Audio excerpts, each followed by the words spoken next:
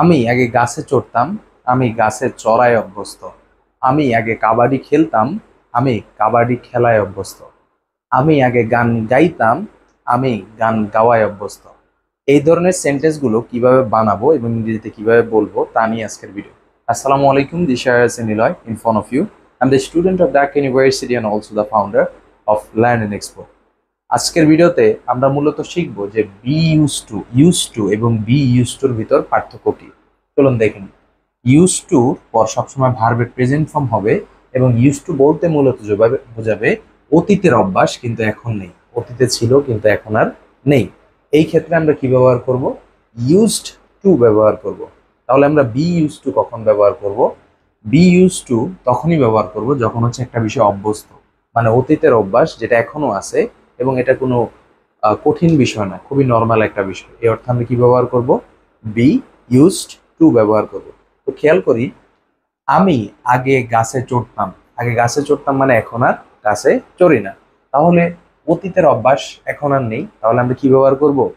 Use to ব্যবহার করব। তাহলে খেয়াল করি, আই, তাহলে ইউজড টু, তাহলে শুধু ইউজ টু বসলে কি হবে? শুধু ইউজ টু বসলে হবে জাস্ট হচ্ছে ভার্বের প্রেজেন্ট ফর্ম। তাহলে ক্লাইম অন দা ট্রি। তাহলে I use to climb on the tree. আমি আগে গাছে চড়তাম। এবার আসি, আমি গাছে চড়াই অভ্যস্ত। তাহলে গাছে চড়া অভ্যস্ত মানে কি? এখন অভ্যস্ত, আগেও ছিলাম এখনো, কোনো সমস্যা নেই, কঠিন কোনো কাজই না। তাহলে অভ্যস্ত অথবা এখনো আছে বিষয় অর্থে আমরা কি ব্যবহার করি? Be use to. তাহলে আই, তাহলে বি ইউজ টুর সাথে আই বি ভার্ব, তাহলে এম বসবে অবশ্যই।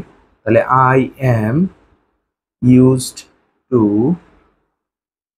তাহলে আমরা এখানে খেয়াল করি বি ইউজ টুর সাথে কি বসে? ভার্বের সাথে ING.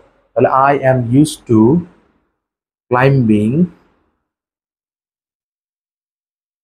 On the tree.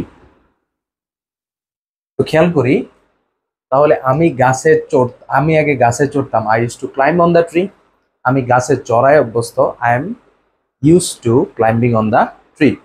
So I hope you like this video, and if you enjoyed this video, thumbs up, and always believe in yourself that if you have some determination, you will be able to speak English fluently. Allah Hafiz.